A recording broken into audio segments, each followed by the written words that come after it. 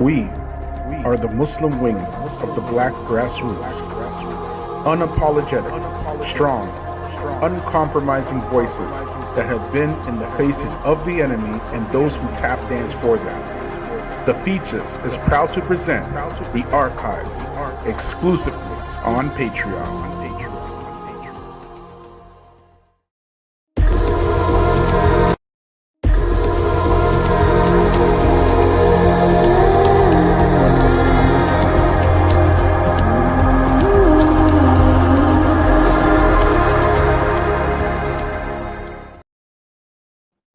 Bismillah wa salatu wa salam Rasulullah wa ba'd. In the name of Allah, may the peace and blessings of Allah be upon his last and final messenger as to what follows. Family, friends, foes, haters, and hateettes, welcome back to the Feachaz. I greet you all in peace and love with no hatred in my heart. Assalamu alaikum wa rahmatullahi wa barakatuh. May the peace and blessings of Allah be upon all of you. And before we begin, please like, please subscribe, and please share. As you know, we got a lot, and I mean a lot, of haters up in here. Just trust me on this one, okay? The hate runs deep in the hearts of men, okay? And today we have the author of Engaging Muslim Students in Public Schools, Mr. and Brother Michael Abraham, with us today. Let me bring him on. Assalamu alaikum wa rahmatullahi wa barakatuh. Wa alaikum assalam wa rahmatullahi wa barakatuh. How are you, bro? How are you, Sheikh? Alhamdulillah, jazakallah khair. Thanks for having me on today. Oh, it's my pleasure. It is my pleasure. I have talked about your book a lot on this channel. I might have done maybe 3 or 4. I can't remember. Several videos I've done on this book, right? And the parts on it. And I brought it on even as a supplementary source for other topics I was talking about, because you were bringing things in this book that I didn't even know, right? Like straight up, right? And it was like something that I actually enjoyed reading because the material in it is so relevant. And I read it, as you can see, I read it cover to cover. Right? So before we get into that, just tell us a little bit about yourself. Well, first let me say jazakallah khair, and I'm grateful to you. I really appreciate that you read the book and that you read the whole thing. Believe me, I've asked lots of people in the Muslim community and around Muslim places. I've asked lots of people to read the book. Few have actually put the time in, and at jazakallah khair, brother. I see the comment there, and I've seen that, brother, in my chats as well since I've been on YouTube. Oh, mashallah. You know, but I've asked lots of people to read it, and it takes time to read a book. It does, and people are busy, so I'm not trying to blame anyone, but I appreciate you putting the time in to read it, because ultimately it's about I hope people come to realize what a beneficial resource it is. Not just the book, also with the training programs I offer for K-12 educators. And how we can use and leverage the public school system, particularly in America, but also elsewhere, as a leverage point to educate people about Islam and enhance our ability to live out Islam in these non-Muslim societies, and certainly for the future generations with our children, and not just in America, but anywhere where there are non-Muslims teaching our children. This is a source of power that we have as Muslims that we're not taking advantage of. Well, about me, my name's Michael Abraham. That is my birth name. Some people have asked me about this. I get questions about my minhaj and things because of this. The name Abraham has nothing to do with Abrahamic faiths or Abraham Accords or anything like that. Okay, I'm. How many times have you been asked if you're Jewish? Oh, I've gotten that since I was a child, man. I could not even count. I've been asked that so much, And I'm from the state of Minnesota. My family's from New York State. I was born in Minnesota. I lived in New Jersey from 3rd to 8th grade. When I moved back to Minnesota in 8th grade, a lot of kids there thought I was Jewish. And there's actually a lot of the Protestant history of the state of Minnesota has its fair amount of anti-Semitism, if you want to call it that, in its history. And I actually experienced a fair amount of that when I first moved to where I moved in Minnesota in middle school back then. I didn't in New Jersey because there's lots of Jewish people there and that type of thing. So I have a mistake for that. But my paternal lineage is Syrian. My father's a Syrian Christian. He's not like a practicing religious person. And it was his grandfather who immigrated in the family. His grandfather and grandmother immigrated from Syria, in the early 20th century. And I know I'm from what you call the Hanuni tribe, or the tribe that's called Beit Hanna in the Arab world, which is the house of John. Hanna is what Christian Arabs call John, and I believe it is, if I'm not mistaken, I believe it is actually the largest Christian Arab tribe that exists. So, excuse me. My father's ancestors were from a small town called Matan Sahil in Syria. And I actually write about it in my book, but if you know about the immigration patterns of the United States and those early 20th century Arab immigrants who came, overwhelmingly they were Christian, but there were some pockets of Muslims amongst them. And that generation of immigrants, not just from the Arab world, but Eastern Europe and the Mediterranean in general, as well as Russia and these types of places, they wanted to assimilate very, very quickly into the culture. And the Arabs especially, there was some question at that time as to whether or not they were white people and whether or not they were going to be considered white people. And you wrote that in the book, actually. Yes, you wrote that in the book. And this point that you're mentioning, that's where I learned it from this book, actually, right? Yeah, so anyway, continue. I didn't mean to cut you off. Continue. Go ahead.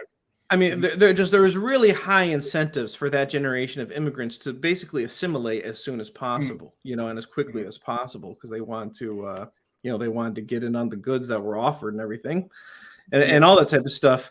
So by the time you get to my father's generation, was from the baby boom generation, he's not really connected to his Arab lineage at all, or his Arab heritage at all. After becoming Muslim, I have found out he had a little bit of more exposure to like the Arabic language than I had realized. Actually, his grandparents actually did call him Yusuf quite a bit, which I learned that name from reading translations of the Quran. His name is Joseph, and and when I not long after I became Muslim, I remember telling him, you know how you say Joseph in Arabic is Yusuf, and he's like, yeah, I can remember Grandma calling me that and stuff, and I'm like, really? You never told me anything of that. I mean, some of the food he still eats is Arab food. That's really the only thing he has left. So he's just completely Americanized individual.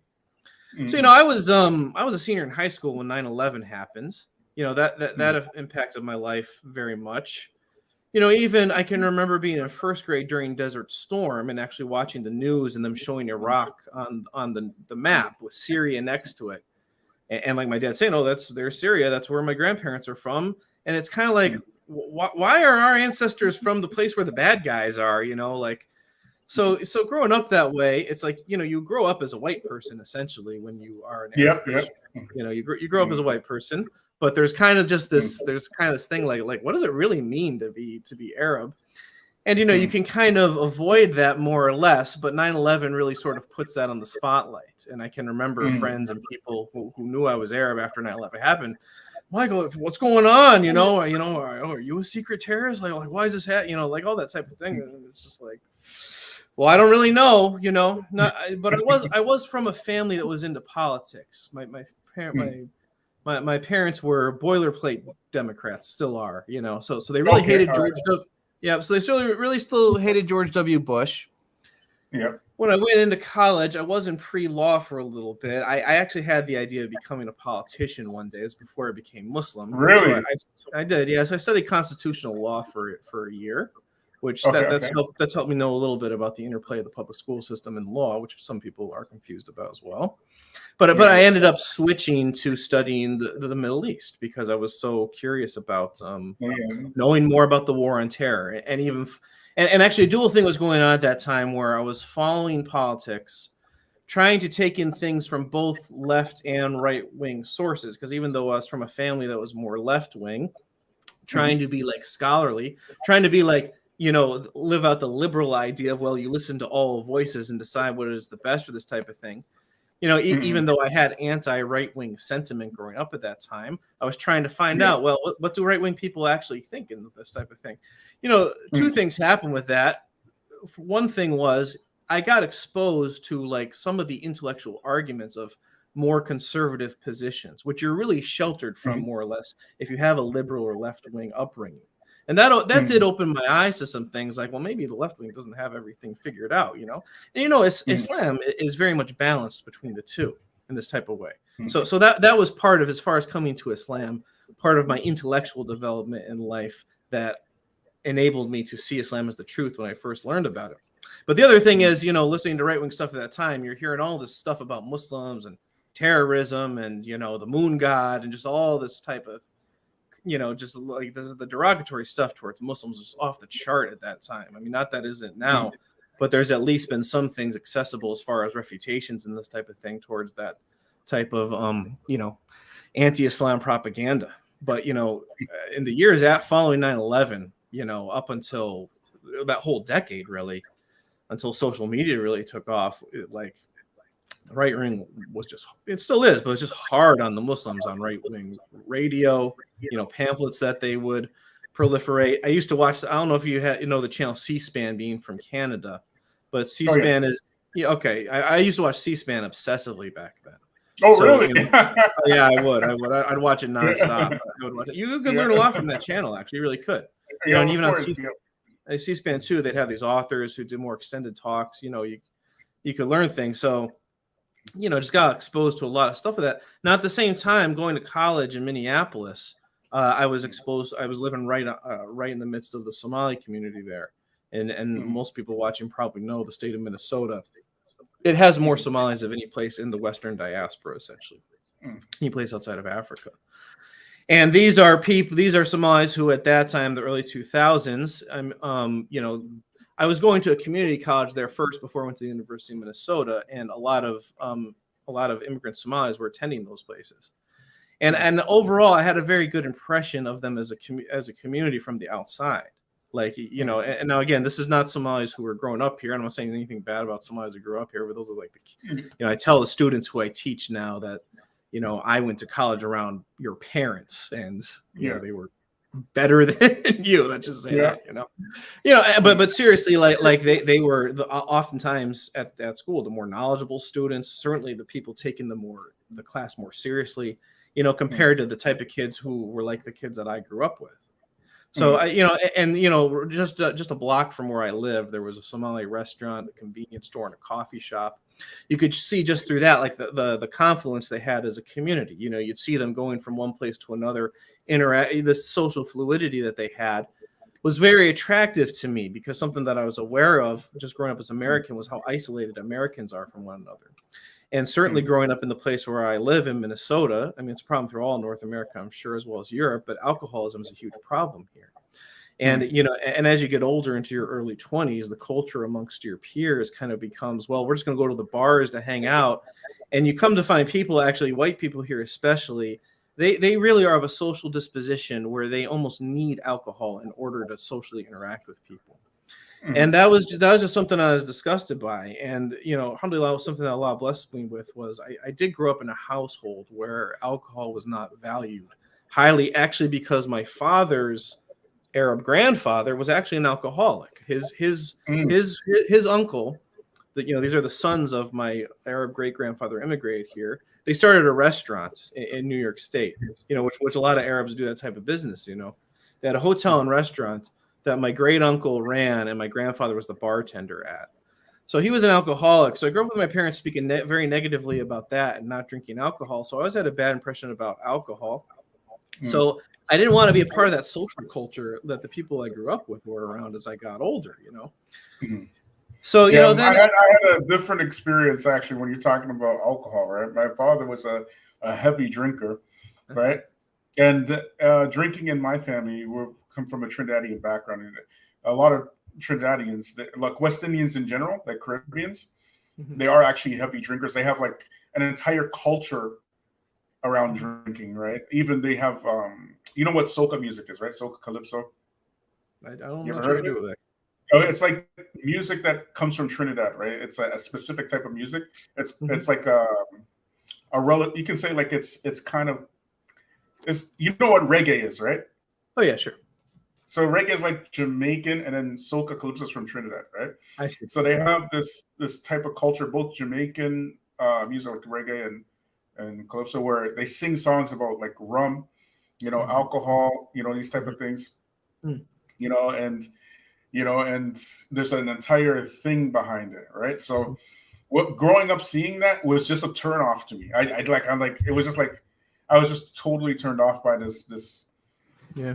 just naturally, just like from my fitra, So I was like, Correct. there's no way I like even before I became Muslim, I can't I can't drink that. Yeah. So I mean, I don't want to get too into my whole life history, but long story short, from there, when I transferred to the University of Minnesota, and I switched to studying the Middle Eastern politics and history, essentially I remember I took a course called Islamist politics. And that was when I first really started actually learning something about Islam, as clouded as it was with what you learn in the university. And maybe some universities are different than others in the United States, but the University of Minnesota is a fecal fest as far as how it teaches Islam. Wow. Yeah, it's not good. The main academics there are pathetic as far as what they teach Islam. But I got exposed to enough readings there where, I learned like the basic things, like I'd heard of the Quran before, but I learned that class, like, they actually think it's the spoken word of God. And actually during the class, like I remember learning that on the first day of class when they're giving us some kind of intro to Islam or something, and thinking like, well, we're going to read that, right? Because if we're going to learn about these people in this part of the world, and they think that about this book, it has to be important for us to read that. But of course we didn't. We read like some books by the Brookings Institute. I do remember, one of the first one thing we read a chapter in like our reading packet from Social Justice in Islam by Sayyid Qutb. And of course, wow. So, you actually read that? Yep. What was the name of the book? Social Justice in Islam. It's well known by Oh Sayyid wow, I Qutb. didn't know you wrote a book about social justice. Yeah, and he has a line in there which is a heretical statement, but he says in there that Islam is like a mix of Christianity and communism, or molded from them. And the way he phrases it, from what I understand from the brothers, and of course I'm sure your watchers know about the refutations of Sayyid Qutb, and I've looked deeply into those and agree with all of them. So I'm not endorsing Qutubiyya or the Ikhwan al-Muslimin or anything like that, But that line struck me at the time, kind of because just in analyzing politics in general, I had kind of recognized, there needs to be something, there needs to be like a third way that's a balance between the left and the right. And also American politics is really so extreme in the way it is, So all this was obviously just making me really curious about Islam. I was worked up young person about the injustices of the invasion of Iraq and Afghanistan, all that type of stuff. I used to go to protests with these social justice organizations and things in the Twin Cities and stuff. I actually attended George W. Bush's inauguration in 2004 to protest it. I took a bus out to Washington, D.C. Oh, yeah. So anyway, I mean, just eventually I on my own, I took that class. That was the main class I took. Some others I took after I became Muslim. But I eventually went to the main Somali neighborhood in Cedar Riverside, which is right next to the University of Minnesota campus on the west bank of the Mississippi River. I went into a small store there, and I remember going in, and I had to walk from downtown there because I was living downtown, and I realize now I probably looked kind of dirty and disheveled to the brother who was in there. But I remember I told him I need an English Quran, or I need an English translation of the Quran. And I remember the brother, he had to go get a box and open a box, and he to get an English translation of it. Like, he didn't just have it out regular for sale at the time. And I bought it, and I went home and read it, and I didn't get very far into Surah Al-Baqarah before I knew I wanted to. Truth, eh? Yeah, there's no religion. Something too. I remember at that time. I remember it not being clear to me whether or not, like, how exactly you became a Muslim. And actually, even after reading that, it still took a couple months before I formally took my Shahada, because it wasn't clear to me how you became a Muslim. But even before that, actually too, part of the way it was kind of taught to us at the university, and this can be a preconception non-Muslims can have about Islam sometimes as well, because if you come from a Christian background, the first association you have with any religion outside Christianity is Judaism. And you probably know enough that Judaism is meant for a select group of people from a select ethnicity or heritage, you know? So, you know, that whole kind of like, is it a religion of the Arabs? Like, well, no, it can't be, because the Somali people are Muslim, and they're not, you know, they're not Arab. So like, who is Islam meant for? And I do remember learning about the story of Ishmael and Ibrahim and this type of stuff, and how the Arabs trace their lineage there. So I was thinking, like, well, maybe all the people in that part of the world, like, they all just trace their lineage to Ishmael. You know, I can't remember exactly what my thoughts were, but, you know, upon finally reading the Quran and just seeing explicitly talk about, you know, those who accept and those who reject this message, made me realize, like, oh, this is something that is open for anyone to either accept or reject. And, you know, I won't go through the whole thing here, but, you know, when you have that type of background and you grew up Christian, and, you know, Christian, I was Catholic. You know, my father's Syrian Orthodox, but my mother's Catholic. So I was raised Catholic. And, you know, like everything's so muddled in how, like they don't connect any dots for you. Certainly not in a historical sense, you know? Yeah. So, I mean, just, you know, when you read the Quran, it just becomes apparent to you, like, very clear. Like now it all makes sense. Like it all makes sense now, you know, everything you learned. So, you know, and so from that moment of reading the Quran, you know, this was 15 years ago, so the summer of 2007. I've never had doubts about Islam. I've never had any doubts about Islam. You know, of course, we all struggle to be the best Muslims we can be and everything like that. I've had plenty of that, but I've never had any doubts about Islam.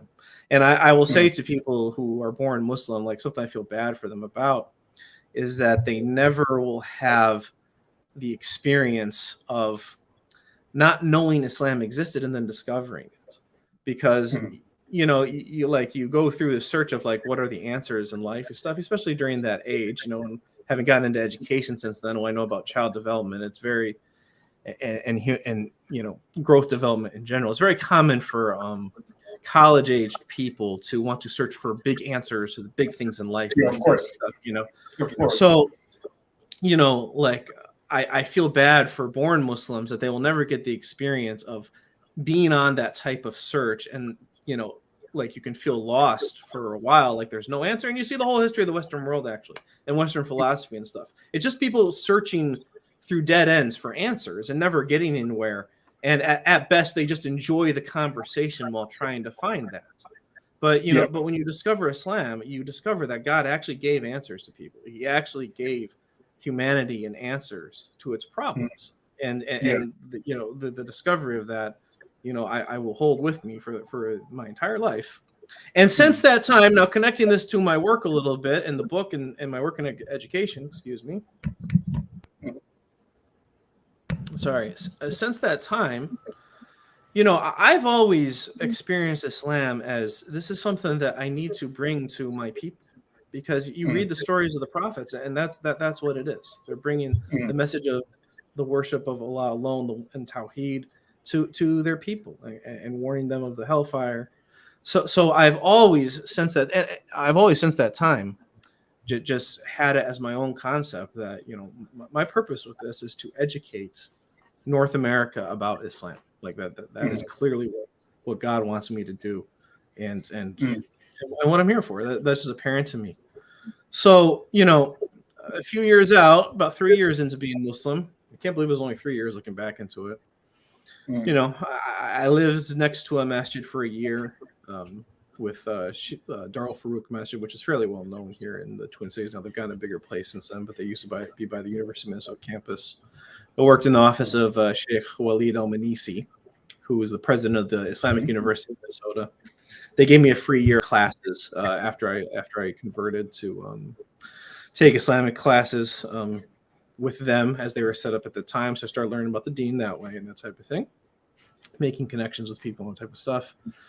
You know, when I finished my bachelor's degree in political science in 2010, I took a long time doing it because I'm older than my age would indicate by graduating at that time.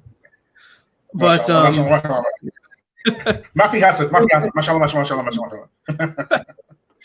but anyway, I got a job working in Saudi. That's how I got an education. Actually, I just needed a job. The economy was destroyed here, I wanted to work in the Middle East, or in the Muslim world, and English teaching jobs were what was available. A brother who I was good friends with here had gone to a school in Jeddah a few years before that, working at elementary school, and he helped me get a job at the same school essentially. So in 2010, I went to Jeddah, and that's how I got into education, actually working at a school that was trying to do an American style curriculum to Saudis, as a Saudi private school. And I was there for 3 years, and then I came back. Alhamdulillah, I was blessed enough to I got it without having a teaching license. I was able to get a full-time teaching job on coming back and work on a temporary license while I did my teaching license for 3 years with a charter school here in the Twin Cities. It's actually all Latino kids. That was a really great experience. That charter school was a good school. They had good instructional support for their teachers. I learned a lot about teaching, and also since I was doing my studies in education at the time, everything I was learning about in teacher education, I was able to try it out and implement it right away. And through that, I was really able to decipher what works and what's not. And alhamdulillah, that set up a platform, the base for me to actually have a lot of success in the field of education since then. And I moved on to Minneapolis Public Schools, and in the year 2017, I put together this program, started doing trainings on engaging Muslim students in public schools, teaching non-Muslim educators about it. First, it was a cohort project within Minneapolis Public Schools. Then I started doing it privately, mostly out of Hamline University in different places. Took it to Seattle, Ohio. 2019, I spent most of that year writing it into a book so I could spread it. And of course, COVID hit, and I've been doing it online since. And the book, so I have people across the country doing it now. And this is a project that is about, within the field of education. Since the time we were in school, and I think you're a little older than me, so definitely since that time, there has been a very high emphasis on, just so you know, brother, I can hear myself coming through on your end. It's distracting me a little bit. I don't know if there's something that you can do about that. Is it cutting out? No, it's not cutting out. Just I can hear. I don't know if you have me coming through the speakers there, but I can hear. Okay, you guys, give me. Bismillah. Yeah, give me a minute. I'm gonna fix my. Okay, Josh is saying it's an echo. Okay, give me a minute. I'm just gonna fix my internet. 1 second, okay? You can keep talking though. Yeah. So I will. What I was going to say. Bismillah. In education nowadays, there is a huge focus on multiculturalism. There's a huge focus on racial equity. There's a huge focus on tending to diversity and respecting diversity, especially in North American education. Now, all that's well and good. It doesn't necessarily mean that there isn't a whole lot done that isn't just superficial. But schools are putting a lot of work and money into this, especially with the demographic shift that has taken place in the population of students in North America since the turn of the century, because the year 2000, 2010 was the largest period of immigration in American history. So not just urban schools, but suburban schools as well, and even in some small towns. They've seen their student populations change, sometimes from being 95% white kids to being 50% white kids. And, they find that when you have a demographic shift like that, you can't just do the exact same type of education and expect the kids to be engaged in the exact same way. And African Americans have been talking about this phenomenon for a long time in education, going back, to the 80s and 70s and even before that. But so I was exposed to a lot of those types of programs as I got into the American education system, but there was no program that looked at Muslims just specifically as Muslims, and especially focusing on teaching educators about Islam and what it meant to be Muslim, as far as how it integrates into your daily life and how you use the background knowledge and the cultural resources that a Muslim student is likely to have as a resource and a point of leverage to further their academic engagement and to nurture, respect and positive behavior in them in school. There's no program like that. So I set about putting it together. And honestly, when people find out about it, the demand for it is pretty huge. A lot of people in K through 12 education, they recognize that there's been a need for this for a long time. I tell people all the time that's a program that they were waiting years for, and are very happy that I put it together. And the other work that has been done in the areas of multiculturalism and racial equity and this type of thing, it's really primed educators to be open to receiving this type of learning. So it's had a lot of benefit in that. And in this regard, what I'm trying to get Muslims to understand is this is not only a necessary thing that we need to do for the sake of our kids, because the kids growing up in the Western societies, they get the message that Islam is very, very important, and there's nothing more important than being Muslim. But what the actions of the adults tell them ultimately is that Islam is just something we keep in a box somewhere. You keep it in the masjid on the weekends, or you keep it at home, or maybe you even only keep it when the relatives show up, or this type of thing, something like that. And then, they have to grow up here and they have to participate in the society. And we're not showing them, Muslims aren't showing them how to do it. And key to being able to participate. I'm glad you mentioned this point right here, because you mentioned this in this book. Like, what's the word you use? You use this word. Capitulation.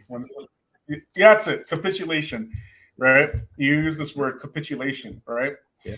That's the key product of that's the key product of the Muslim inferiority complex.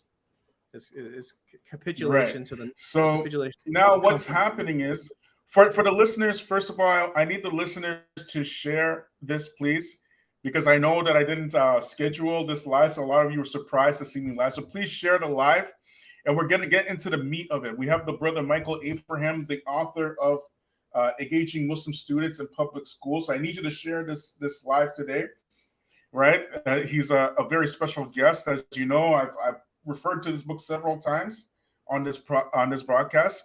So capitulation, I actually had to look that word up, right? Because I didn't know what it meant. So I'm not shy. I'm not too humble to say I didn't know a word, right? So I looked the word up, and it was the perfect definition of what's happening with the Muslim community, right? So actually, I'll let you describe the word itself, right?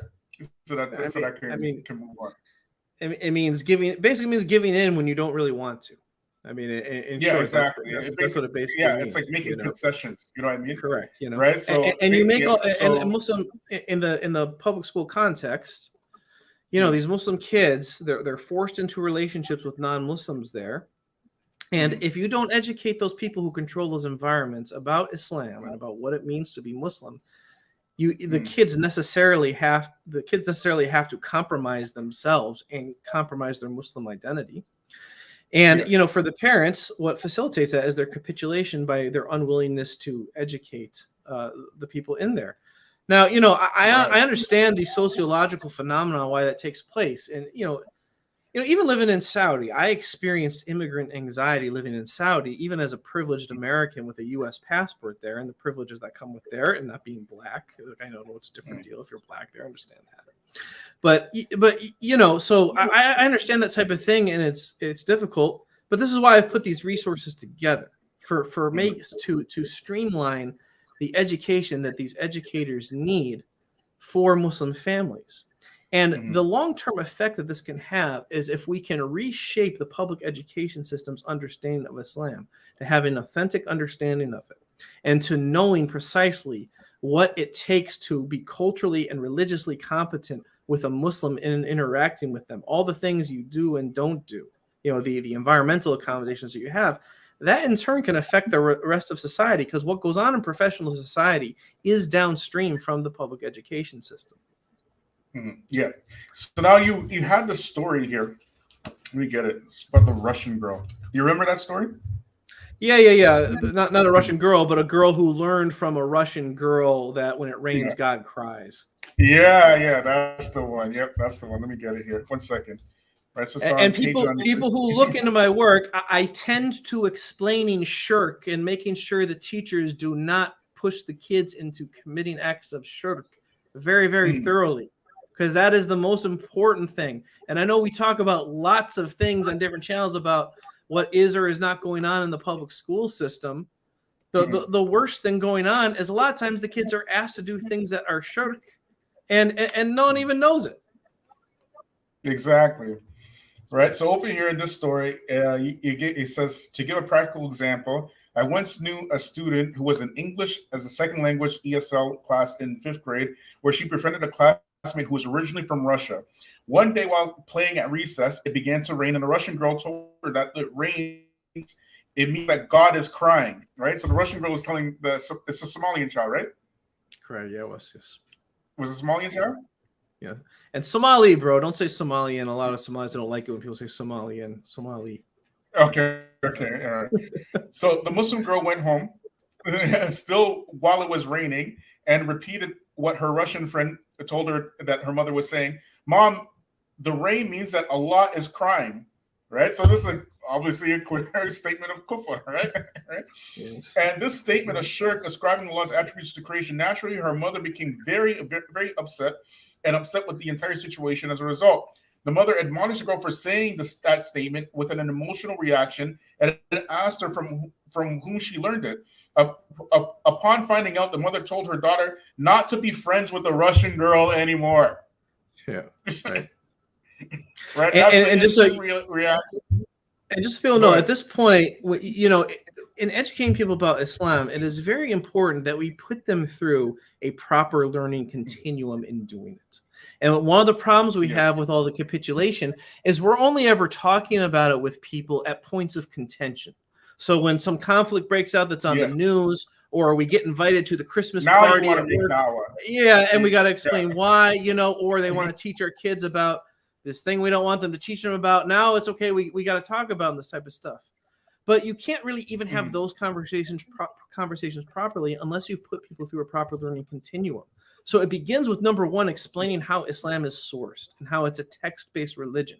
So because of that, because everything is individually subjective in the subconscious of someone from the West. That is their default position on things. Even something like religion. Like whatever your religion says, you can twist that and just make it into be whatever you want, right?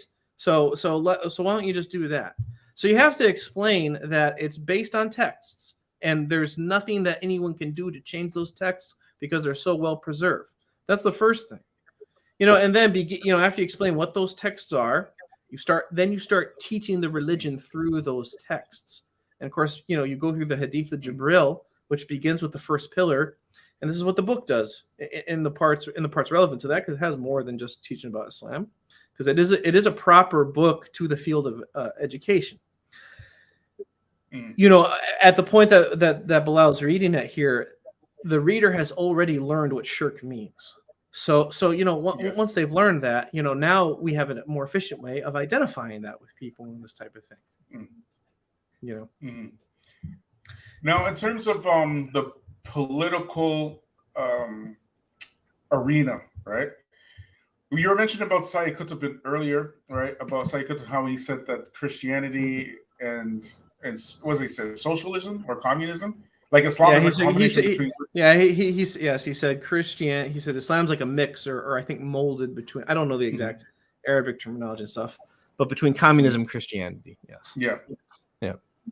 Communism, Christianity, right? Yes. And I'm not endorsing Sayyid. I'm not endorsing Sayyid Qutb. Anyone out there, please, even on my own website, I have writings explain to non-Muslims about his negative influence on the Muslim world, extremism, all that type of stuff. Just I learned about it from the Orientalists. Yeah. Sorry, keep going. So these ideas, they really started with him, with Sayyid Qutb and Sayyid Ali Maududi, where they would kind of say Islam is like these type of kufri, like European ideologies, right? And you find a lot of people from Ikhwan repeating these sentiments. You know, Islam is democracy. Islam is none of that stuff. Islam is Islam, right? It's not left-leaning politics. It's not right-leaning politics, right? So what we have in the West, and I mentioned this several times on this channel, is you have an entire generation of Muslims that came as immigrants to the West because of liberal politicians, and they naturally brought up their children in that type of to basically just vote liberal, support liberals, blah blah blah, right? Right. And now what you have in our time is an entire segment of the Muslim population now siding with alt-right political leanings, like like with no dust. They're like pure alt-righters. Okay. And I even seen one say, like what you said, that Islam is somewhere, it's like right middle political leanings. Yeah. Well, why? And he's a sheikh. He's saying this, right? Like this one of these Western scholars, right? Yeah. So now in your book, right? The reason why I'm bringing this up, right, is because if you look at other groups that have basically mastered their educational institutions, like the Chinese or the Jewish community, they don't care who the politicians are, because they basically politicians are basically brought up in two ways. Either you buy them, which the Jewish community has like tons of lobbies to buy politicians, right? So you can get your political power, right? Or you bring them from the ground up, right? Right? And in democracy, it's just a numbers game anyways. Either you're gonna vote with your numbers or you're gonna spend money with your numbers. Like, but politicians, it's just like Walmart. You go to Walmart, you buy what you want, and the same type of thing. You buy your politicians, and then they give you what you want, right? Muslims haven't figured that out yet, right? And what they are doing is they are capitulating within this paradigm and sending their kids to school and giving their votes for free without asking for any, with no quid pro quo. So their children will be indoctrinated within the system, right? You didn't actually address this phenomenon in this book, right? So I want you to address this now. The political phenomenon? Yeah. Well, look, okay, Jazakallah khair for bringing this up. There's a lot to say about this. Now, firstly, I mean, like, you know, the thing that other communities do, or the thing that you have to do is, you know, you can't be just trying to poke your head in the non-Muslims discourse here and there and trying to interject yourself and really expect to get very far. Okay, I mean, there can maybe there's some use for that. So I mean, like what you said about the alt-right thing, you know, certainly there's an extent to which I get it, because I grew up in a liberal family. And like liberals can be extremely, really frustrating with the way they are, and their inability to acknowledge like the other side's arguments and this type of thing. So you know, I can understand. You know, what you're seeing there is a backlash in reaction to so much capitulation to the left before that or whatever. But the problem itself is not trying to take control of the conversation ourselves. That's one issue. And conjoined with that is the issue of how do you get information to people across echo chambers? So all this talking on media and social media or whatever and this stuff, we can talk all day on it. At the end of the day, its reach is limited. It's completely limited. The people who consume Islamic content on social media, or they consume Muslims talking, they are either Muslims themselves, or they are people who have a proactive curiosity about Muslims and Islam, which means that they are probably either searching for religion themselves, and if they're sincere in that, inshallah, they end up becoming Muslim, or they're people who hate Islam and they're looking for material against us. You know, as far as the left and right is concerned, I tell people, all Muslims need to know about the American political discourse is the right wants Muslims to be their scapegoat, the left wants Muslims to be their mascot. And you're not going to get anywhere further than that with them at the end of the day. So the question for Muslims is, how do you get information to people who would not otherwise access information about Islam? And that is what I'm trying to accomplish with this project. And if people understood the public education system better, and especially the system in the United States, they'd understand what a valuable opportunity this is. Why? Because overall Muslims are a young population. The majority of our population is K through 12 age. That is a huge source of power that we're not leveraging. Why? Because there's money attached to each kid in a public school.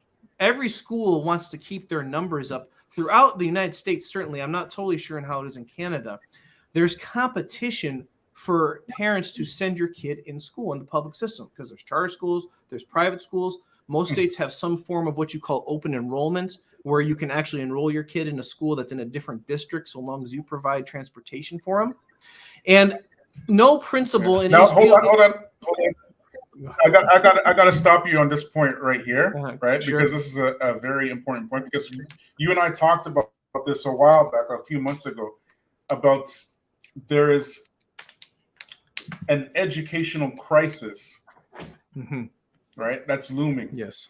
And it's actually directly connected to this very thing that you mentioned right here. In Canada right now, for the last, I want to say last decade or just over a decade, teachers now, they can't get hired with the public school or Catholic school sector. Teachers now, for at least 10, 15 years, are contract workers. In Canada. Right? You recently, in Canada, right? Yeah. Particularly Ontario. I'm not sure about all of Canada, but I know in Ontario they're contractors, right? You recently experienced a strike out there in Minnesota, right? In Minneapolis, correct? Yes. Right, and yes, exactly, right. And there was in the States there was a massive interference in the public school system by Bill Gates, I believe. He did this. What was it called again? I can't remember what it was. Do you know what I'm talking about? It was some sort of weird math. Weird math thing. Well, Bill Gates' influence on the public education system is through his Bill and Melinda Gates Foundation. Essentially, they give a lot of they're behind a lot of the grant money that is distributed for different projects in public education, essentially. Different things come from that. Right. Right. So now, and plus on top of that, less and less people are taking up teaching as a profession. Yes, that is definitely true. Yes. Right. So there is a looming educational crisis. And if it's not here, it's basically inevitable, right? It will be here. Right. Yes. And Muslims, with all these numbers, they are still depending, you know, on the goodwill of, you know, the government to teach their children without no plan at all, right? Without no thought process of whatchamacallit, of subversion or anything like that, right? If you look at the Muslims that were here back in the 30s and the 40s, it generally takes 3 generations from those families to just completely be non-Muslim, right? Correct. And that was back in the days. So you can imagine now, right? So sorry to cut you off there because you mentioned about the competition, the charter schools and private schools and all that kind of stuff, right? But this is something that is so incredibly important that we understand. Go ahead. I mean, just the point within that is with all the kids we have, and look, I don't advocate that Muslims send their kid to public school, homeschool them, send them to an Islamic school as you can. But there's 2 realities. Number one, most families aren't doing that, just plain and simple. Number 2, we have a lot of families who simply cannot do that. You know, in the United States, I have the immigrant numbers in my book. You know, almost half the Muslim population, some of our brothers out there too, especially if they live in the southern United States where they don't welcome as many refugees into those cities, don't quite realize a lot of Muslim communities are of low socioeconomic status in the United States, especially if they are refugee based. And almost half of our population is from refugees. And these are families who they have usually both parents are working. You know, I mean, I teach families the parents are home 2 hours out of the day. You know, how you, and they have 7 kids. You know, 7 kids living in a 3-bedroom apartment. How are you going to homeschool in that context? You know, so they are dependent on the system. Exactly. Part of the reason they were welcomed into the country was so that they could be dependent on the system. But the source of power. That's what people got to understand. Right, exactly. There's you see madness, but there's method behind the madness, right? It's not just 100%. Like all willy nilly. Anyway, keep going. And I mean, and that's the whole thing too. It's a bit of a larger conversation, but I mean, part of the liberalization of the Muslim world in general, part of the plan with that is to do it through our kids here, because whatever our kids here will you know, through communication will be seen by the Muslim world. This type of thing. Just look at Saudi Arabia. Since the 70s, yes, exactly. Since the 70s, right? The Saudis have been sending their brightest minds to America and Britain, right, to go study, right? And look at it today, right? Yeah. Those are the same people that, went and got this knowledge and came back, right? And Saudi now is like almost like like you could say a spin-off of the secular Turks, right? You could say something like that, right? They're heading in that direction. The big thing is people have to understand American education. American education is structured to be local first. The 10th Amendment of the U.S. Constitution actually prevents the federal government from creating a federal curriculum. You can create a curriculum at the state level, but they don't create curriculums. They create what you call standards. And then the structure within the states is that you have these different districts, which have to abide by some state regulations and get some funding from the state. But their primary funding is from local property taxes, and their state funding is dependent on the amount of kids who attend. So public schools have pressures from all different sorts of places if you are in those institutions. But pressure from organized parents is some of the pressure that they will be the quickest to respond to, because no one wants unhappy parents in their school, especially the administration of the school, because they want kids to stay. Being a teacher, if you have a kid whose parent is unhappy with you, that is a very uncomfortable thing from day to day. So this is an opportunity for Muslims to set the agenda in public schools for what it means to teach their kids and what the teacher should be expected to know about what a Muslim is and what it means to practice Islam while they're teaching their kids. And the public school teachers, they're not the type of people who are going to learn about Islam any other way. And this is a way that we can cross echo chambers. They're not going to come on YouTube and search up any of the channels that are doing dawah or whatever on here. They're never going to find that type of stuff. They're not people who are likely to be searching out religion themselves. The average age of a public school teacher is 45. They're usually people who are fairly set in their life. They're married, they're along in their career, all this type of stuff. But they have a professional interest in learning about Islam because they teach Muslim kids. And the movements that have taken place in education with multiculturalism and racial equity has primed them to be open for that learning. So this is a way that we can actually educate the society at scale, a sector of the society. There is almost 5 million licensed professional teachers in the United States. It is the largest licensed profession that exists. You educate all those people authentically about Islam, which my book and program do, you've changed the understanding of the whole society about Islam, because public school teachers are also vectors for the education of the rest of the society. One being the other non-Muslim kids who they teach. And we would like for the non-Muslim young people growing up in this generation now to at least grow up with the sense that, oh, if you are in an environment around Muslims, okay, you have a break around prayer times and you know how the prayer times work. You have a prayer space when that goes. There's certain, you don't interact with them in certain ways. You do interact with them in other ways. There's certain knowledge that you have about their belief in God where you don't ask them to partake in things that pertain to shirk and all this type of stuff. This type of education can be had. And that can affect the understanding in the professional world of how you accommodate Muslims a generation down from now. But even outside of that, public school teachers, Americans are pretty isolated. Americans are very, very isolated people, especially if they don't live in a city, especially white Americans. So, as much as diversity has increased in the United States of America, there's still lots of people who, for all intents and purposes, they don't have much contact with communities outside their own. So a lot of these people, the only place for them to get impressions about the Muslim community or the Somali community or the Arab community or whatever outside of what the news tells them is their sister or their cousin or whoever who's a public school teacher who works with those kids and families in a school. And if those people are educated accurately, then they will relay accurate information to their family members in this type of thing. And this is a way that you can actually educate people comprehensively about the religion, because when you do professional development and education or you read a book, it's formalized. It's a presentation, and you can take them through a learning continuum. And it's not this ad hoc, gotcha snippet stuff that the media always limits you to. All right, guys. So I'm going to put the link in the description so we can ask the brother Michael Abraham some questions. We got brother Abdullah, longtime listener here. Salaam Alaikum wa rahmatullahi wa barakatuh.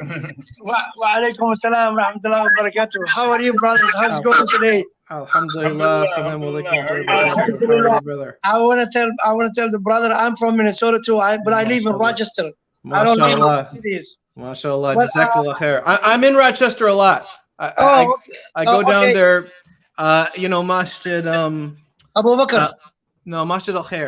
Masjid al Khair. Okay, alhamdulillah, alhamdulillah. I know that one too. I don't know if you know Brother Ikar there. No, I know. I saw you had him actually the other day, and I just run into him at Costco a little while ago. MashaAllah. A lot of teachers from Rochester have taken the program. And actually, I don't know if you know Franklin Elementary School, but I did the training with their entire staff down there. I got to know your book from Brother Bilal. And I wanted to purchase the book. I sent it to you, you told me to go to the Amazon to get it from there. And I was hoping that I could get for me. I work at the Rochester Public Schools, by the way, myself. Oh, mashallah. So I work as an equity specialist, but I wanted to jump into this topic that you guys are talking about today. We're gonna have to connect after this, brother. Like, there's some people in. Is my mic muted? Just a little bit. I just didn't hear the last part here. We have to connect it. That was the last part I heard. Yeah, we'll have to connect after this because inshallah. I always wanted to come to connect with you. I always wanted to come to learn from you because I want to give that book that Brother Bilal has introduced to me to a couple of our administrators at the Rochester Public Schools, because nowadays we are talking about as a community how to get together, relationships, taking care of the kids, and so forth. And I wanted to say, you know what, guys? There's also a subdivision of community members that you guys are just putting on the same boat as everybody else. Exactly. Read those books, your book especially. And you can refer them to AbrahamEducation.com, because through that they can register for the trainings I do. A lot of times teach educators, they want to do the training instead of the book because they can get continuing education credits towards their relicensure. I will definitely do that. I have 3 schools that I'm responsible for equity training. And whenever those things come up, I will definitely shoot it up to them. They're ongoing. I'm doing some in August and September here. I did it yesterday, so send it to them anytime. That would be great. That would be great. They're always asking me about Islamic questions, and I'm not qualified to answer those, but I do my best to chip in. So I wanted to speak about this idea of like us migrating here, and just jumping on the boat. And I wanted to say, you know what? If I live in this country and I wanted my kids to participate in the process of this country, and in the long run, I know they're not going back to anywhere.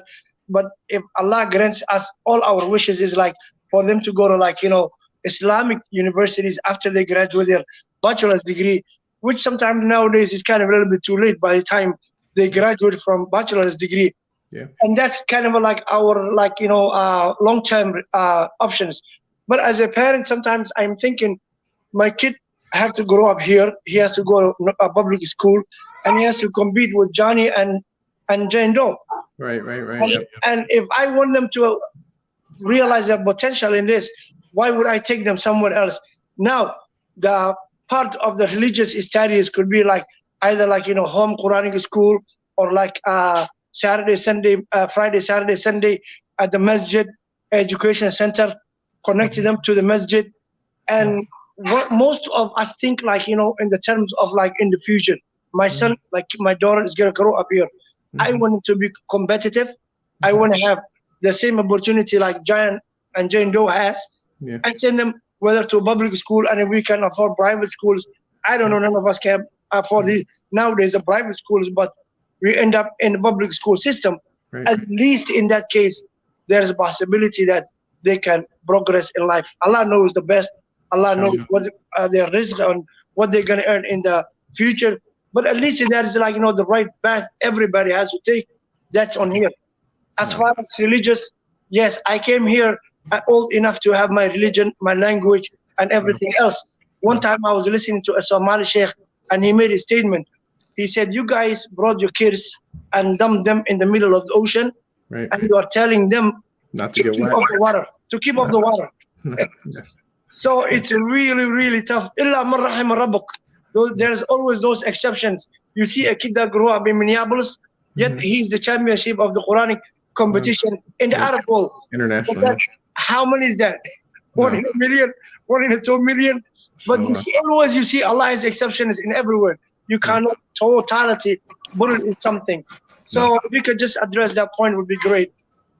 Just about how to educate the kids, you know. Look, the thing I always come back to, I mean, I bring everything back to my work. Like, you know, the thing is, the kids, they know you know, honestly, and for me working with kids, and I work with kids, most of the kids are from the Cedar Riverside neighborhood of Minneapolis, okay? They're going through all sorts of types of things. Even the kids who are caught up in the most difficult stuff that we hate for them to get into, you know, especially the Somali kids, even those kids, they do still care about being Muslim. And they do still care about Islam. A lot of times those kids will express to me dismay that they couldn't learn about Islam more growing up. So, you know, Islam, it is still something that our kids want. We have to recognize that first. You know, there's two things I'll say. Number one, like, they can't keep getting the message that Islam is so important, but then always being put in a context where, I mean, the whole being thrown into the ocean thing. So we have to make an intentional effort to educate people in those schools about Islam, and then at least let the kids know that we're trying to do that. And the kids need a set, you know, kids won't survive in this society with their Muslim identity in place very well if they don't have a sense that part of their being here is about educating people about Islam themselves. Maybe that's a long-term mission in life, but they have to have that sense. They can't have the sense that it's always just about being scared of something. And if we ourselves make a little bit of effort to educate the non-Muslims around them, at least we're showing them this is a part of what you do when you're interacting with non-Muslims. You teach them about Islam. Even if it is just giving them a book, you can let the kid know, I gave them that book, that type of thing. The second thing I would say, I think that people growing up here, Muslims, they should make it a normal thing that after high school, if kids do have to go through public school, they make it a normal, regular thing that they take 1 or 2 years off just to study Islam. Whether that means going back to the Muslim world, and I know, and some kids do this, whether it means going back to the Muslim world or not, or, you know, being here and studying on your own as best you can. But at least make it openly acknowledged, you know, your education wasn't totally what we wanted it to be because we had to put you in that place for so many hours and we couldn't afford to homeschool you. We didn't have the resources to do it or whatever.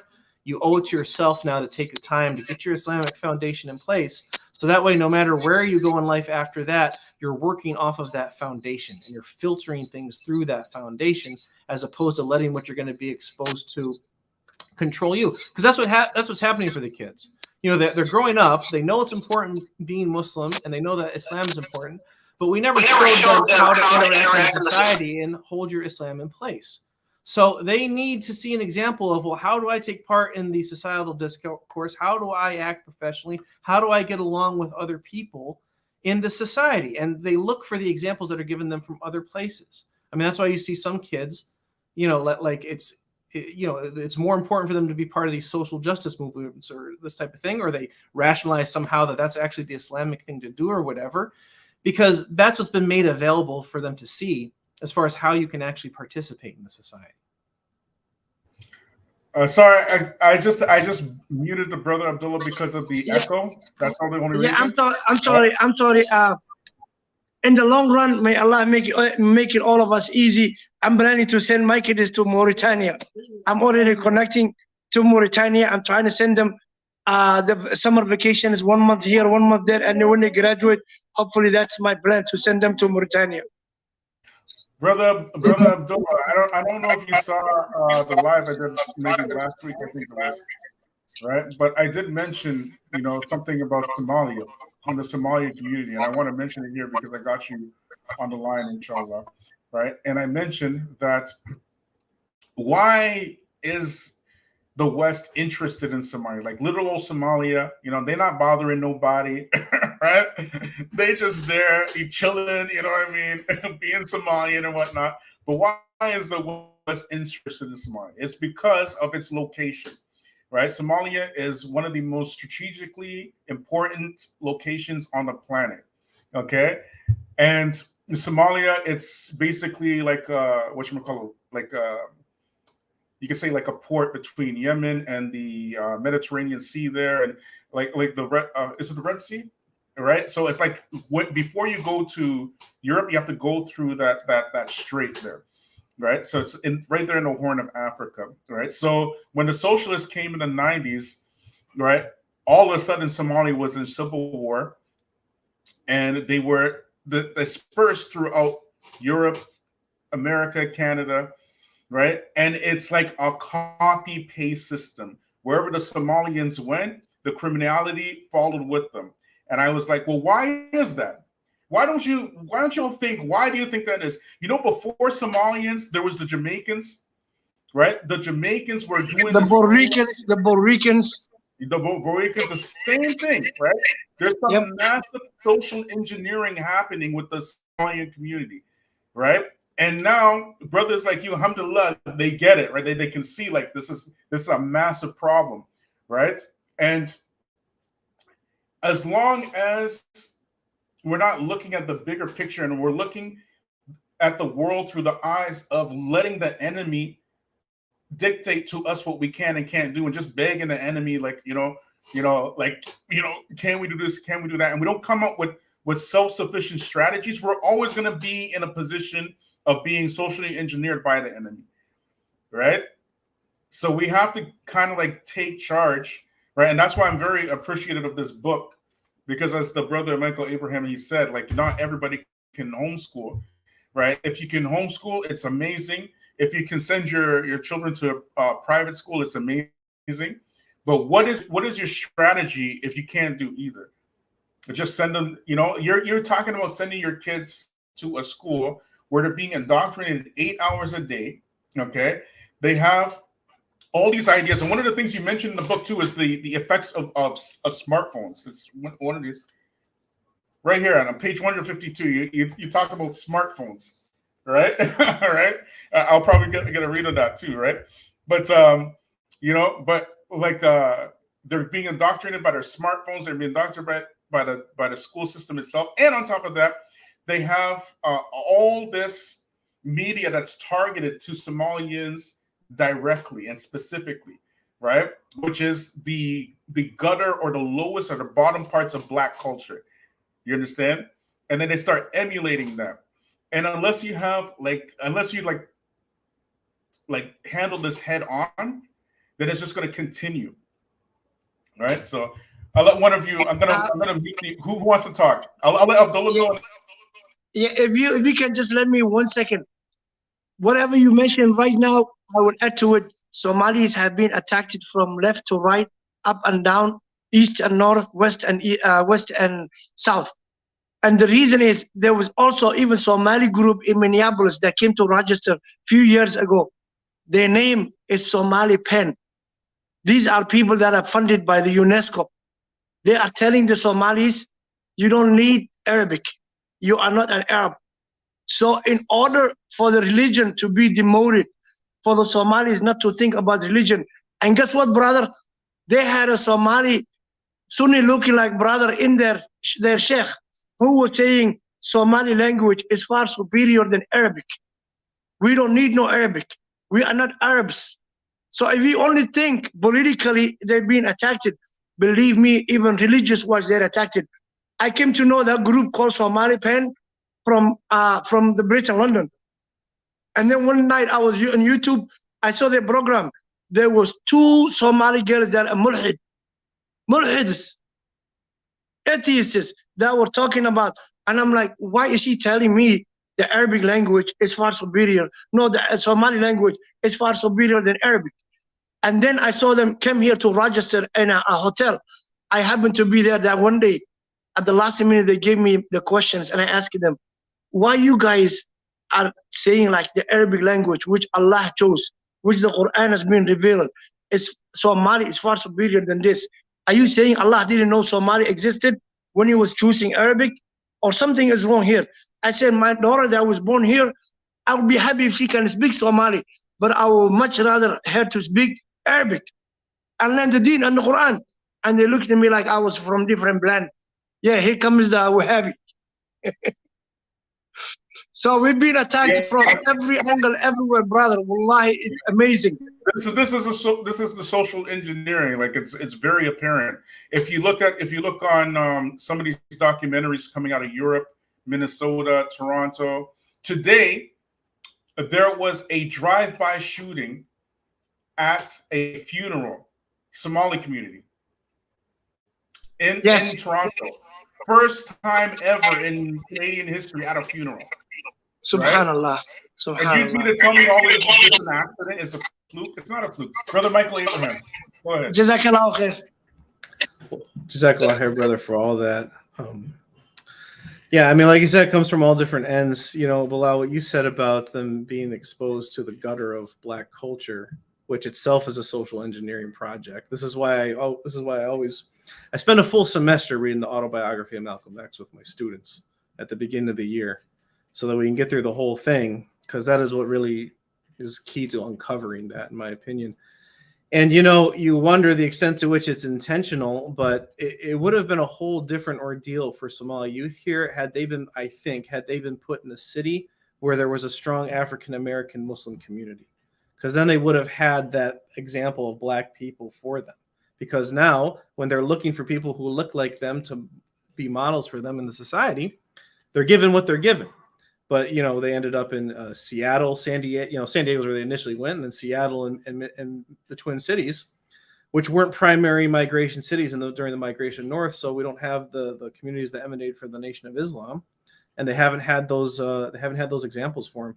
I mean, in my school, my students are almost all Somali, with my school in Minneapolis Public Schools. You know, I try to turn them on to that as much as I can. You know, like and that's what we need to do more of as best we can, is open them up to those examples. I think you're muted, Bilal, if you're saying something. Brother Bilal. And I will let you go. We will hook up, inshallah. One of these days, I'll come to you. Keep up the struggle. My legs. I put it by accident. No, Jazakallah khair, Jazakallah khair. I really appreciate you, and we will hook up, Sheikh, one of these days in Minneapolis. I think one time you told me not to call you Sheikh online on Facebook. So, Bilal, Jazakallah khair. Keep up the good work. I'm going to come visit you sometime in Ottawa too, inshallah. My pleasure. Jazakallah khair. Jazakallah khair, Jazakallah khair. I want to thank the sister Tika as well for her generosity in sending the super sticker. Hayakallah. May Allah reward you and bless you and multiply it for you 1,000-fold. Ameen. Everybody say Ameen. Yeah, so I want to read the part about the smartphones that you said. Okay. If you can remember. Okay. So furthermore, the entirety of the American consumer culture inundates young people with subliminal Pavlovian, nice word, Pavlovian conditioning in order to churn them out as habitual consumers by the time they reach adulthood. This quote was just delicious. Delicious. It is like you couldn't have put it better, right? This has caused a physical and mental health crisis in American society. Pavlovian conditioning done by the food industry has caused an overeating epidemic. And then you gave your quote, right? You gave your citations here, right? It's used by tech companies. It's used by tech companies as undoubtedly causing addiction to smartphones and social media, whose long-term effects are yet to not fully known, but highly anticipated to be negative. Right? There's a quote by Denzel Washington, right? He's basically saying, turn that thing off, like turn your phones off. You're missing life, man. You go and the effect of too much information. We don't know, but we're about to find out. Right. And we're seeing the effects, particularly in the youth, where they don't know even how to have like regular conversations. You know what I mean? Yeah. Or make like conversation. Yeah, it's just very. I don't know how to explain it, man. Like if you talk to people like 30 and under, particularly ones in their 20s, the ones who have kind of grown up in this social media revolution, and particularly Muslims, where do they get their Islamic knowledge? They get it from what's Tidbits up at fights, best. like what's up debates and YouTube and what I mean. And then they start repeating talking points from clips that they saw. Yeah. And they just sound ridiculous. I like I talk to some of these youth, because they'd be asking questions or whatnot, and I'd be like, and I'm looking and giving a side because these are some really new weird arguments. Like, where do you get that from? Oh, I was talking to this person on WhatsApp and blah blah blah. And like, oh my goodness, you got to be kidding me, But anyway, go ahead. I'll let you continue because I have a full quote here. Like, I really like this quote. Sure. I just want to give a part here. So go ahead. Yeah, I mean, just on the cell phones. I mean that type of research is known. The thing is, there's a tech takeover going on in education. I have a video on my channel actually about how research shows very clearly that people read and learn better from paper reading versus digital reading. Yep. Even when they think that they did better with digital reading. And the studies on that are like really, they go back a long way. Like it's something well confirmed. But schools they're starting to give in to everyone being on screens. And the thing is too, in American culture, like people, you're conditioned in American culture to not care about how your kids turn out. Essentially, you're told, well, you have to let them be themselves and they're an individual and all that type of stuff.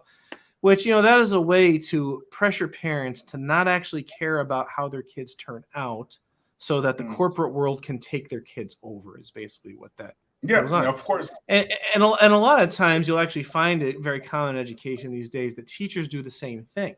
Instead of trying to suggest to the kids that maybe there's something nefarious about the entertainment industry or this type of thing or the music industry, they'll go with it and be like, let's analyze the lyrics of this rap song. Instead of looking at an old poem, or that type of thing is very, very common in education these days, especially amongst the younger teachers. So I think that's what I was getting to at that part of the book of how you can't you have to be aware of your messaging that you give to kids, and are you supporting what their parents want, or are you clashing against it? And it's only a very small minority of public school teachers who, in actuality, are in there to intentionally push kids away from their parents. A lot can be said about that. But most public school teachers, they got into that job because they care about kids and that type of stuff. And they do want to support families, but they don't know how to cross these cultural bridges and to communicate cross-culturally. So they end up treating the Muslim kids just like, they think of them as if they were themselves back in the 90s as a teenager. And, it's all, and everything is just nice and fine with whatever we reinforce upon them.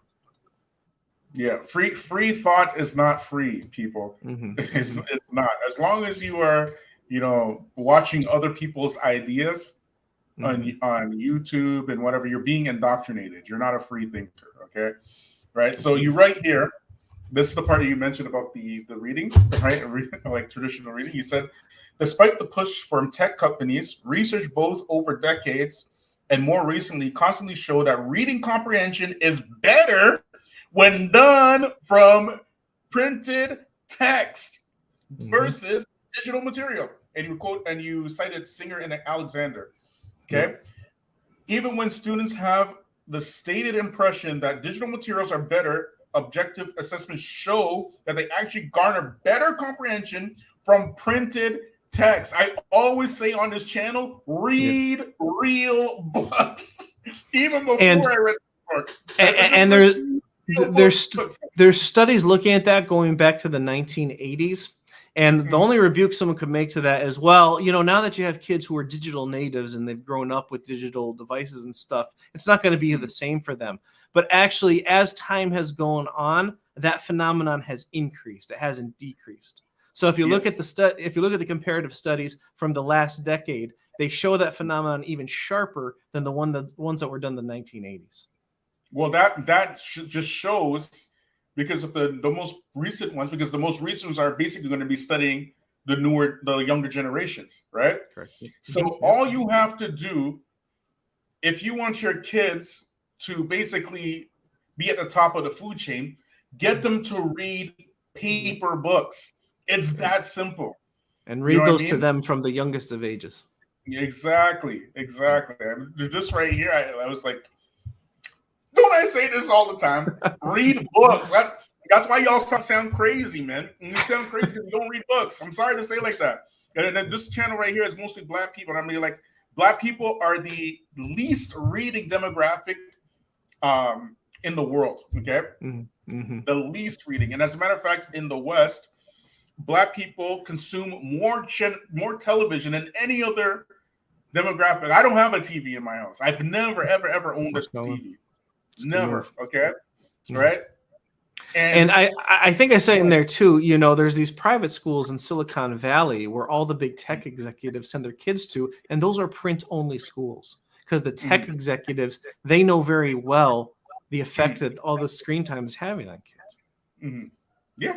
It's insane. It's totally insane, right? And that's why, you know, you can't see the crazy in you when you talk out here talking crazy because you you know, because you sounded like what the algorithm is pushing to you, right? Correct, so because you sound like what the algorithm is pushing to you, think you sound normal, right? But somebody else is on some other algorithm don't sound like you. You're going to say that you're crazy, and you're both crazy.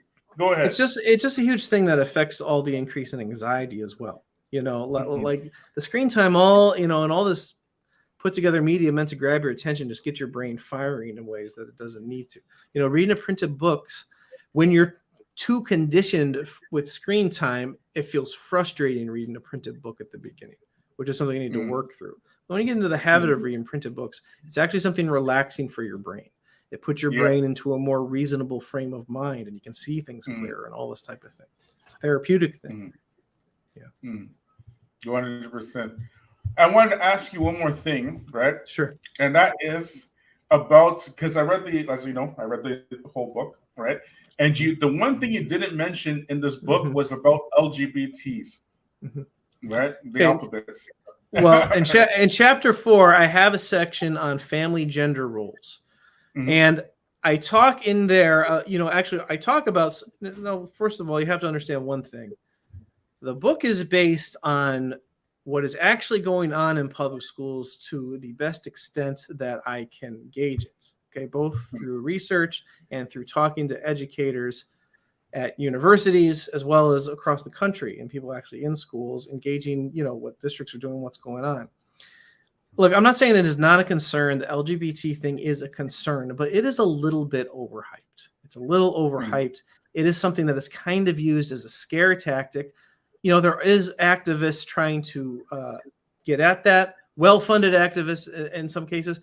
I did a stream in December with Mr. Middlepath on this issue, and I went over like some of the particulars of actual policy and stuff and what takes place in it.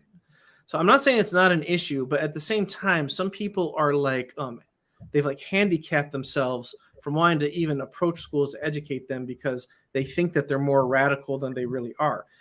And actually, there's long-term surveying too. I have a video on this in my channel as well that shows the average public school teacher is actually more socially conservative than the average American.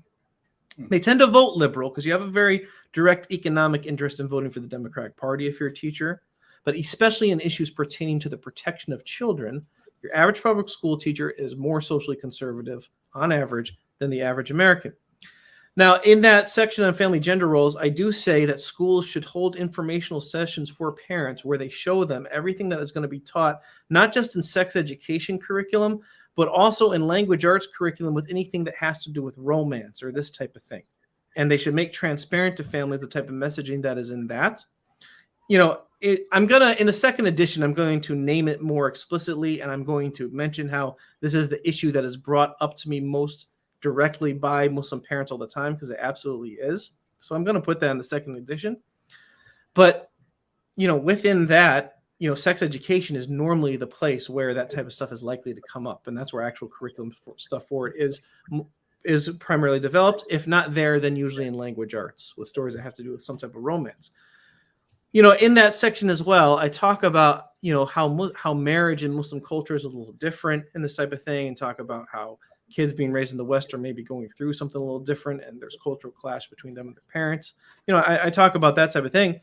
Why? Because something that is actually a bigger issue that is going on more pertinently with our kids in school is them developing a dating culture amongst one another, and a crush and flirtation culture, and then teachers reinforcing that upon them. Like, that is not uncommon at all these days, as you get, like with more millennial teachers or this type of thing, or, even teachers older than millennials, who they will get a feel for the social culture going on with the kids, and they won't think a thing about talking to the kids about, oh, so you dating so and so and this type of thing. Like that type of thing is not uncommon in school these days. And to obviously to do that to a Muslim kid who's getting caught up in that, that's not the messaging their parents going to want. So I focused more on that because that is a more pertinent thing, really, that is going on more consistently in schools. But I will mention the LGBT thing explicitly in the second edition. I have started mentioning it in my trainings too, just because it's the thing that Muslim parents are always bringing up to me. I do think it is something that the push for that is going to be a little bit stronger this year as well, and just for social justice activism around the cultural, well, particularly abortion and LGBT, as opposed to race issues. There's going to be a focus on that in school this year because of the Supreme Court ruling that overturned Roe versus Wade in the United States, that has allowed states to ban abortion again for the first time in 50 years, as well as the law that Florida passed, which they call the Don't Say Gay bill, where they prohibited teachers from being able to talk about what you would call gender diversity, if you want to use the gender studies terminology for it, for kids younger than third grade. So at the teacher union conferences this summer, there's two main teacher unions in the United States who in a lot of ways have more power and influence than the school districts themselves. Because the teacher unions and the contracts they negotiate, they actually give individual teachers a lot of protection in the United States, and they give them limited accountability. So like even a district can set a curriculum, and the state can set standards that they say they want taught. And there's actually very, very few places that include to have explicit instruction about LGBT things in their curriculum in the United States. There's very, very few, actually. It's definitely worse on the West Coast, New York, Massachusetts. I'm going to try to do some videos that get into that detail a little bit more, but there's very, very few schools that actually do that. But in the teacher union conferences, in their national conferences last summer, they passed resolutions to do increased education about abortion and LGBT rights and this type of thing. So that's basically the thing. Yeah. All right, I just want to close it out here because it's almost time for Maghrib here, right? So I just want to say, in terms of education, we talked about like the looming education crisis. It is like right at our doorstep. Right, you mentioned that, and you mentioned about the LGBT agenda and whatnot. And I've always said as well that Muslims, not only do we have the numbers, right, but we have to work methodically and independently and just stop making capitulations to this system, and just kind of basically being pawns on a chessboard, being moved wherever, like donkeys with a lanyard or whatever, right? And just go wherever the enemy sends us, right? This type of mindset it's not working, and it will never work, right? Bare minimum, if you must be in the public school system, this right here, will give you. If you don't want to read it, don't read it. Just buy it and give it to your children's teacher, or even just send the school an email referring it to them. Refer them to the book on Amazon, as well as AbrahamEducation.com, because I'm constantly doing the training version of it. And teachers like to do that because they have to get a certain amount of continuing education credits in order to get their relicensure, because you have to relicense every 5 years or so, depending on the place. And you always need to get education in multiculturalism nowadays to do that. So it's and it's a bona fide training in education that I've never had a problem with a district approving their teachers for continuing education credits for. So a lot of times the schools, they like that even more than the book. So please refer them to Abraham Education as well. Right. .com. So what I always say is that Muslims, we should be independent. We should not be left political or right political. This is complete and total nonsense. Just giving away your votes to your enemies so that they can basically do what they want with you, right? You should be independent, just like all these other communities who are independent, like the Jewish community, like the Chinese community. They're completely independent, right? Work as an independent body, right? When you work as an independent body, you're not just giving your votes away for free. You understand? Either you're going to raise people from your own community who you know to be the political representatives in your community, right? Or you're going to purchase a politician in your community. That's how pretty much how it works. Quid pro quo, right? Until you're able to be independent, believe me, this is a really good solution. Just trust me on it. I know what I'm talking about. I read the book. Okay. It is amazing. And really, it's not something that is boring either. You will be actually shocked at some of the information that is in this book. Even me, I was like surprised that I was calling out which parts, when you were saying about, we were talking about the cell phones and the reading books and all this stuff I didn't know until I read this book, right? Even some of the historical facts I didn't know until I read this book. It is an important book if you're going to have your kids in public school, right? It is a tool. The book itself is a tool for independence for your children. Put it that way, right? Islamic teaching for your children in the public schools. All right, and I'll give you the last word, and we'll call it a night. Just Jazakallah khair, bro. I really appreciate it. I really appreciate you reading the book and your endorsement of it. It really does mean a lot to me. I had a great time. This was a really fun stream. I really appreciate it. Jazakumullah khairan to everyone out there. Inshallah, we'll do it again. Talk about some other issues too. And actually, that I want to have you on my channel, inshallah, to talk about that study that shows that the amount of African Americans coming to Islam is on the decrease. I want you to come on my channel and talk about that. And I'm mostly on my channel now talking to parents because I'm trying to draw parents in so parents can bring the program to schools. And also I've learned a lot about dealing with kids in my 12 years as a teacher. Anyone who hasn't seen it if you go to Abraham Education on YouTube, go to my playlists. I've been live streaming. I've been doing a parenting course live streamed every Saturday morning throughout the summer. Look at my playlist, Parenting Skills Muslims Need. You will learn some really, really good things there about how to command respect and authority with kids that is legitimate and is not overly punitive and doesn't fall into all these traps that we fall into with parenting. You'll learn a lot of good soft skills with parents in that. So a lot of my YouTube channel on there has focused on parenting and Muslim parenting, having our kids understand where they are in history is very important. It's important for giving them a mission concept relating to Islam and the ability that they have to propagate it to people nowadays that previous generations did not, as well as their place of how the American Muslim community has gotten to be where it is at, and the phenomenon of how, the major influence of African Americans in the history of the Muslim community in America is something all the kids need to know about, but they also need to understand the reasons why it's African Americans accepting Islam is on the decrease, especially with so many of the race issues being at the forefront. They need to know how to offer Islam within that to people, and why the communities become debilitated in their ability to do that. Jazakallah khair. And thank you so much for coming on. I wasn't sure if you'd come on because it's the Feachaz, right? you know how it is here, man. It's a little bit crazy, I got overwhelmed.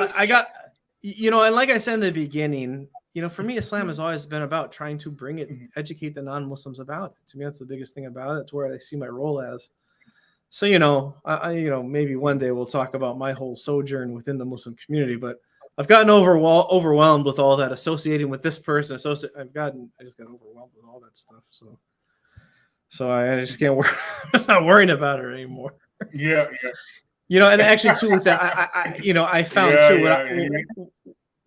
what you need to do within that you know, I think especially if you're a revert, you have to create your own kind of thing, and then see who gets what you're trying to do. You know what I'm saying? I mean, I think you kind of have a similar vein to yourself, you know. Yeah, I mean, like I for me personally, I will be broke before I sell out. I will be homeless before I sell out, and that's why people have a problem with the channel, right? Because it's like, you know, it's kind of like the realness is like comes out in bundles, right? So. And so, but hey, real is real, right? And we only do real on this channel. Whoever don't like it, it's cool, right? But I am not going to, you know, basically shuck and jive and tap dance for anybody. It's just not going to happen, right? Which is why a lot of people, they like the channel, but they like it from a distance, right? They're like, oh man, this guy's like real, but I'm not coming on this channel. No way, forget it, right? Like a lot of people, you know. So, but I really appreciate you coming on. Jazakallah khair. Allah make it easy. I mean, all right, brothers and sisters, thank you so much. I appreciate you all. May Allah reward you and bless you all for participating. It's time for Maghrib now. I want to thank again the sister Tika for her generosity. Yeah, come Allah, may Allah reward you and bless it for you and multiply it for you 1,000-fold. I want to thank everybody who participated in the chat. The brother Abdullah for coming on as well. And brothers and sisters, as you know, the independence is real. So support this channel, like, subscribe, share, and if you can, hit me up on Patreon. Hit me up on my PayPal, on my Cash App. Right, and support this channel and support the brother Michael Abraham. Purchase his book. If you have kids in public school, believe me, you need this book. Right, you need this book. All right. Subhanaka bihamdik wa shara la ant wa astaghfiruka wa atubu ilayk.